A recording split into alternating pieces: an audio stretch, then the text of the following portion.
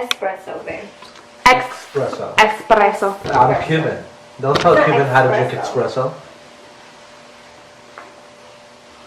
Anyways. So this is what we do. We have to argue in front of the camera, right? Like show them how we do it. No, we don't argue. You guys don't argue. You're perfect. But we go back and forth all the time. No, but you're perfect. Yeah. I think like me and Kiara, we disagree on a lot of things, but we agree on the most important things. 1, 2. Just kidding. You know how people like do weird stuff before they film me? 3.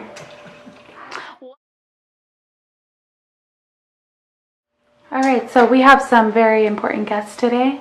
We have the Rossiques here to give you guys some marriage advice. Before. I don't have advice to give. Yeah, we've never done this before. Yeah, they've never been married before, so. First time. First time. Number 1, where did you meet? Want to take that one? Well, I mean, you know, I would say that we met. We never really talked until I went to the store where you worked, where I went to the store where Kiara worked, and I kind of wanted to holler at her, so I had to buy the most expensive pair of shoes I've ever bought in my whole entire life. Not true. Okay. But yeah, but they were pretty expensive sneakers, and they're kind of ugly. They were $150. But I got That's to talk. it? I got to talk to her, you know, and they were $150. Oh, yeah, they're not that expensive. But they were ugly. I'm like, that's But it. they were ugly though. They were ugly. They were Versace's. Do you still wear them? Huh? Do you still wear them? I do, because it reminds me of the first time I talked to Giada Rossique. When you guys met, would you say that you automatically knew? Or did you say it took some time? Knew what? That she would be the one. I'll Or that take he that would one. be the one. I'll take it. Vice versa. You can I know say the that. answer. Nobody should be able to say that. You thought she was weird, right? I know you did. No. We'll get to that in a second. Okay. You know, go ahead. Go. What do you got to say? No, I knew he was special, but he claims that I knew, or I said that I wanted to marry you, like, on date 2, but I don't think I said that. We met, our first date was November 1st. Our second date was December 1st. All right, 1 month later, and you told me you were in love with me. You know, in love. And I was like, no, you mean you love me. You know what I'm saying? You love me. And you were like, no, I'm in love with you. And I was like, I gotta get the hell out of here. On the first day, like legit, like I'm driving home and like she was like clinging to my arm, like totally like this and like laying on me. And I was like, yo, this girl is kind of clingy. Like, you know what I'm saying? Like red flag. Okay. How did you become engaged? I made him spaghetti squash, And I asked her to marry me. but he had plans. You had plans and engagement in like. We were going to San Francisco for a friend's wedding, and I was going to go to Napa Valley, you know, go do some tours, and I was like, you know, I'll propose out there. Like, in my head, it just looked so, like, beautiful and perfect. And then one night we were just having dinner, and I just got all up in my feelings, and, you know, and I was just like, hey, you want to get married? And she was like, nah, you playing. And I was like, nah, I'm not playing. You want to get married? And she was like, it was just kind of like in, you know. Well, like, he didn't like get on a knee. Random in a moment. Have a ring exactly right there. It was like somewhere else, you know. So I was confused. I was like, yeah, I mean, I do. Like eventually, like I didn't know he was really asking me. And then he was like, no, like, what would you say? And I was like, I mean, you can't, like, because I'm awkward like that. I'm not really, like, yeah, he's awkward like that. Big sceneries and stuff like that. Like, it just worked out perfect, though. It did, way. Yeah, I like my hair was, like, jacked up. Yeah, my hair was jacked up. She was, like, no makeup, like, a messy bun. Yeah. You know, and, yeah, it was awesome. Look back at some of the expectations you had before marriage. How have they changed now?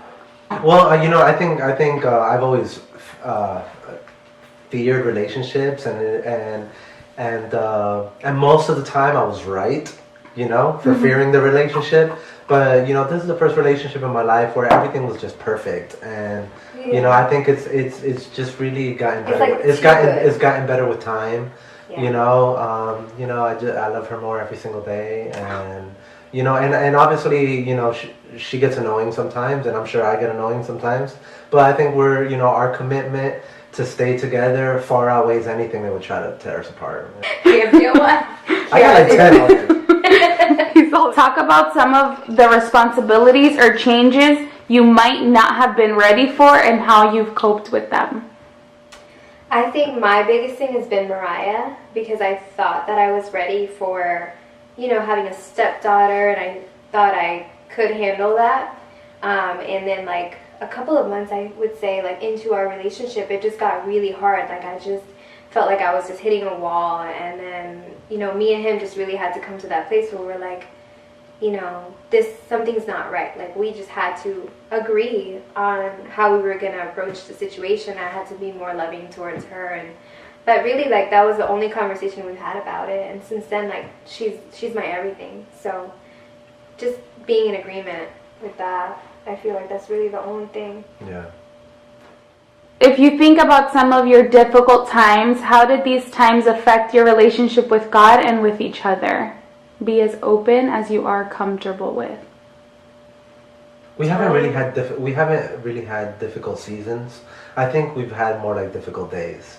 You know, and I mean, nothing like we've been married a year, you know, and you know, we pretty much were steady in a 1 year relationship before our 1 year marriage. So we've been together for about 2 years and some change. And it's been more like difficult days rather than difficult seasons, you know. But I think we've been pretty like committed to not letting the sun go down on our anger, you know, and you know, just you know, apologizing or whatnot. So it's been good. What do you think was something that was difficult while you guys were dating? Did you guys like come across anything that was difficult? I think like getting to know each other, and at that time, that was when I was just like committing myself to God and everything, and I was learning, you know, like what to do, what not to do, like, and he was kind of like my pastor through it all. So it was like he had to put me in my place, but also like be a friend, you know. And I sometimes I felt like he was being a little too harsh on me, which he probably was, you know, out of my best interest, but. You know, yeah. I think I was like really difficult with Kiara at first because obviously she was just recommitting her life to the Lord or whatnot, and I know that I have a calling in ministry, you know, which is a calling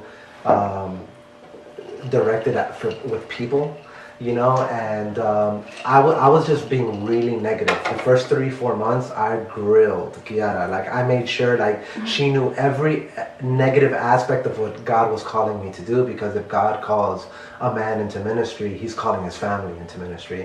You know, so I was just like, I was hitting her with every negative aspect of ministry because, you know, people suck sometimes, you know, and when you got to deal with people, it's a difficult task. You have to have a lot of grace, a lot of patience, you know, a lot of love, and you know, so I was just drilling her. You know, I needed to make sure that she can hack it, you know, and make sure that she was committed, you know, more than to me, that she was committed to Jesus.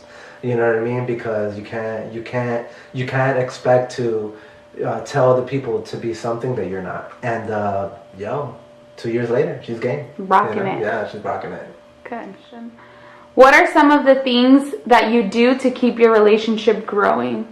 We never stop laughing. Like, on the flip side of things, we do Bible study together every week, which I love doing because it's like our time to grow and my time really, I feel like, to ask questions. And you know, when you're at church on Sundays, you have a question, you don't really like ask the pastor, you know, but I've got my own pastor at home, so I really appreciate those days. I think, I mean, the Bible study is always good, you know, praying together is always good. Obviously, keeping unity in the house spiritually is so important, you know, because, I mean, the Bible says a house divided falls. You know, so there's definitely an importance, you know, keeping unity in that, keeping unity in joy, you know, making sure that, you know, we've been pretty good at making sure that we have a culture of joy in the house, and, you know, which is why it's like we've committed ourselves to like we never go to bed angry, you know, stuff like that, you know, because the last thing you want to do is wake up pissed off or From the night before. you know, yeah, you wake up pissed off or you know, because you know, like anything, any seed grows, whether it's negative or positive. So it's like you allow that thing, you allow that thing in your heart while you sleep in. It's just gonna grow the next day. It's gonna sprout. So That's good, we've been pretty good at that. What special role has your faith in God played in your marriage? The only role. I mean, it's everything. Yeah, it's the rock. Yeah. How would you guys say you keep your relationship fun? Like, we're just always joking. Like, I mean, he's a clown, you know, so, I mean. Yeah, I think, I've always been an expert at entertaining myself. Yeah. You know what I mean? Super So, funny. like, I mean, and it kind of sucks, like a lot of people tell me all the time, like, I don't really take nothing serious. It's not that I don't take nothing serious, I just take serious what really needs to be taken serious, you know, and I just, you know, I think life should be fun, you know, life is short. So I think, like I'm always looking for an opportunity to make my family smile and make sure that they're happy. You know, I leave the work at the door. I don't bring it into the house with me. He's really good with that.